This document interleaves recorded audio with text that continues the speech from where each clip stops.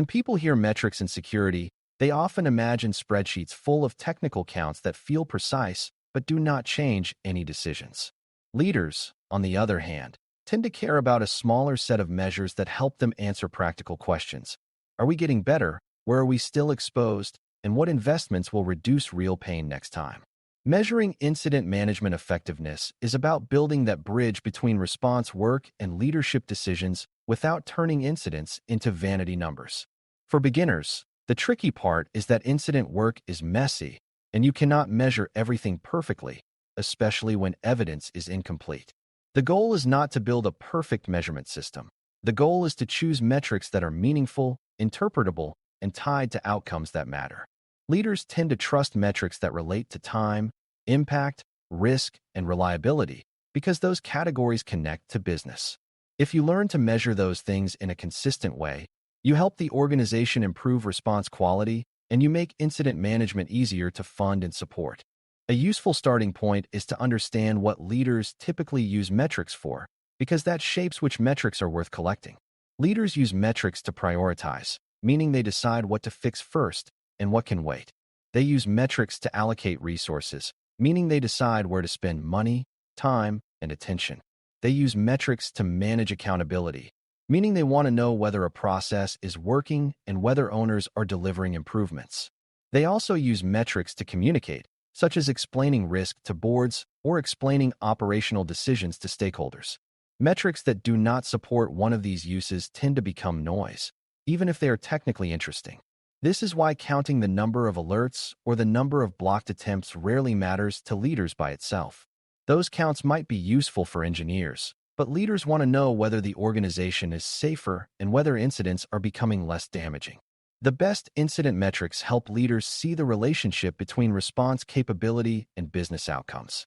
Time-based metrics are some of the most leader-friendly because time is easy to understand and often strongly correlated with impact. Time to detect describes how long an attacker or a problem could exist before you notice it. Time to acknowledge describes how long it takes for the organization to recognize the issue and begin response work. Time to contain describes how quickly you can stop ongoing harm or limit spread. Time to recover describes how quickly you can restore critical services and return to stable operations. Leaders care about these measures because faster detection and containment usually reduce cost and reduce customer harm. The important beginner lesson is that time metrics must be defined consistently because different teams may interpret them differently. For example, detection time could mean when the first indicator occurred or when the first alert fired, and those can be very different. A metric that changes definition from incident to incident becomes misleading. Consistency is more valuable than perfect accuracy, as long as you are honest about what the metric represents. Impact metrics are the next leader-focused category because leaders want to understand what the incident cost the organization. Impact can include downtime, degraded performance, lost revenue, increased support volume, and operational disruption. It can also include data exposure risk, reputational harm, and regulatory consequences, though those are harder to quantify. A beginner might assume impact is only financial, but leaders often think in broader terms, such as customer trust and mission delivery. The key is to express impact in terms the organization already uses, like hours of service unavailability, number of customers affected, or critical business processes disrupted. You do not have to invent precise dollar amounts if you cannot justify them. It is better to provide a clear description of the kind of impact and its scale. Impact metrics matter because they help leaders compare incidents and see patterns, such as whether a certain type of incident consistently causes long outages. That pattern can drive investments that reduce pain in the most meaningful places. Risk metrics are harder but still valuable, especially when framed as exposure reduction rather than as abstract scoring. Leaders often want to know whether the organization reduced its chance of recurrence, not just whether it restored services. A practical risk metric can be the number of high-risk findings closed after an incident, but it must be tied to evidence and priority, not just a count of tasks completed. Another risk measure can be whether the incident revealed a gap that remains open, such as missing monitoring coverage, and how quickly that gap was addressed. Leaders also care about systemic risk, meaning weaknesses that could enable multiple incidents, like weak identity controls or unclear ownership of critical systems. If your metrics can show that systemic gaps are shrinking, leaders will see progress. A common beginner mistake is to use overly complex risk scoring that seems scientific but is not trusted. A simpler approach is to track a small set of meaningful risk reduction indicators, like closure of the entry path and closure of major amplification paths, and to report them consistently. Reliability and repeatability metrics focus on whether incident management behaves like a dependable process instead of a heroic scramble. Leaders want to know if the organization can respond predictably, because predictability reduces business uncertainty. One reliability measure is whether incidents follow a consistent process, such as having defined roles, controlled communications, documented decisions, and formal closure. Another is the completeness and timeliness of reporting, because leaders depend on reports to make decisions and to satisfy external obligations. You can also measure whether post-incident actions are completed on time, because a response process that fixes nothing is not effective. Reliability metrics should not become a checklist game, but they can reveal whether the organization is improving its discipline. For beginners, it is important to see that leaders often value process reliability because it reduces risk in a broad way. When incident response is reliable, leaders can trust that the organization will handle future incidents without needing to improvise governance each time. Metrics can also help leaders understand workload and capacity, but only if presented carefully. Counting incidents alone can be misleading because one severe incident can consume more effort than many small events. A better capacity-oriented metric might capture the distribution of incident severity and the time effort required for different types, though you do not need perfect effort tracking to get value. Leaders want to know whether the team is overloaded, because overload increases mistakes and burnout, which then increases risk. Capacity metrics can also support decisions about automation, staffing, or process improvements, but they should not be used as a weapon against responders. If responders fear metrics, they may underreport incidents or rush closures to look good. A healthy metric culture focuses on learning and improvement, not punishment. Beginners should understand that the best metrics are those that the team trusts, because trusted metrics lead to honest reporting, and honest reporting leads to real improvement. One of the most important skills in building leader-friendly metrics is choosing measures that are hard to game.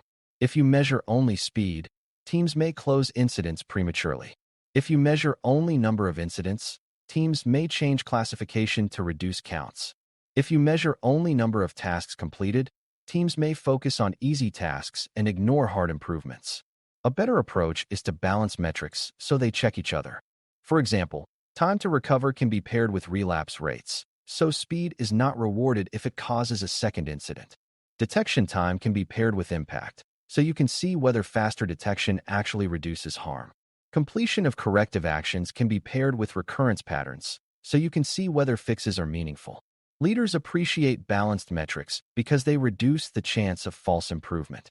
For beginners, this is a reminder that metrics are not neutral, they shape behavior, and you should choose them with that power in mind.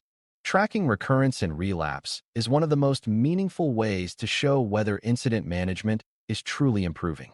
Leaders care about whether similar incidents keep happening, especially if they hit the same systems or the same kinds of weaknesses. Recurrence metrics can include whether the same root cause pattern repeats, whether the same control gap appears again, or whether the same type of incident grows in severity. These measures push the organization towards systemic fixes rather than one-time cleanup. Relapse can also be measured in terms of post-recovery stability, such as whether systems remain stable for a defined period after restoration. Recurrence metrics help leaders see whether investments are paying off, because fewer repeat incidents typically means better controls and better learning. They also help leaders avoid being distracted by random noise, because a single unusual incident may not indicate a trend, while repeated incidents clearly do. For beginners, recurrence is a powerful measurement because it speaks directly to prevention, which is the ultimate goal. Communication effectiveness is another area leaders care about, though it is often ignored in technical metric sets. Leaders experience incidents largely through briefings, updates, and decision requests, so communication quality affects their confidence and decision speed. You can measure communication effectiveness in simple ways, such as whether updates were delivered on a predictable cadence, whether key stakeholders received timely information, and whether there were major message contradictions that created confusion. You can also capture whether decision points were identified early or only after delays. These measures are not about writing style. They are about operational alignment. Poor communication increases cost because it creates rework, delays decisions, and spreads rumors. Good communication reduces cost by keeping people aligned and focused. For beginners, the lesson is that leaders judge incident management partly by how it feels to experience it, and that experience is shaped by communication discipline. Metrics that capture communication reliability help leaders invest in improving the process, not just the tools. It is also important to present metrics in a way leaders can interpret without needing a security translation layer every time. That means using consistent definitions, using trends rather than isolated numbers, and linking metrics to specific changes or incidents that explain the story. A single number without context can be misleading, like saying average recovery time improved without noting that the incident mix changed. Leaders tend to trust trends that are stable and supported by explanations. They also want to know what actions will change the numbers, because metrics without levers feel useless. If you show that containment time improved after a change in monitoring or escalation, leaders can connect investment to outcome. If you show that recurrence dropped after closing certain systemic gaps, leaders can see value.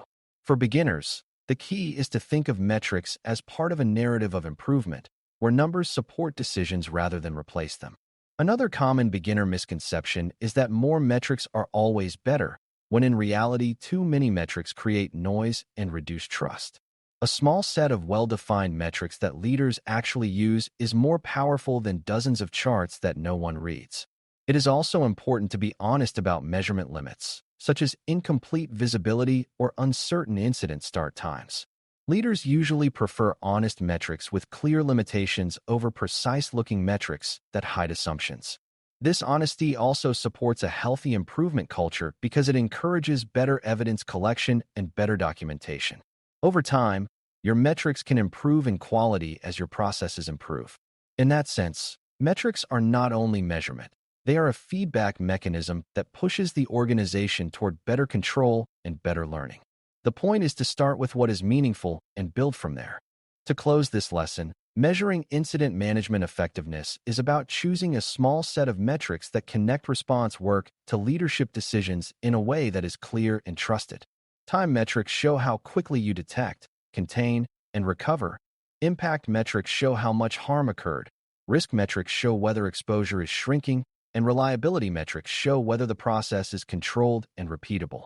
Balanced metrics reduce gaming and give a more truthful picture of improvement, while recurrence and relapse measures reveal whether fixes are actually working. Communication metrics capture a critical part of incident experience that often drives leadership confidence and decision speed. When you present these measures consistently over time, leaders can see trends, prioritize investments, and support the teams that keep the organization resilient. The goal is not to score points. It is to build a measurement system that makes incident management better and makes the organization safer in ways leaders can understand. If you can do that, you turn metrics from busy work into a tool that shapes real outcomes. Thanks for listening. For more audio courses, daily newsletters, and more, please visit baremetalcyber.com.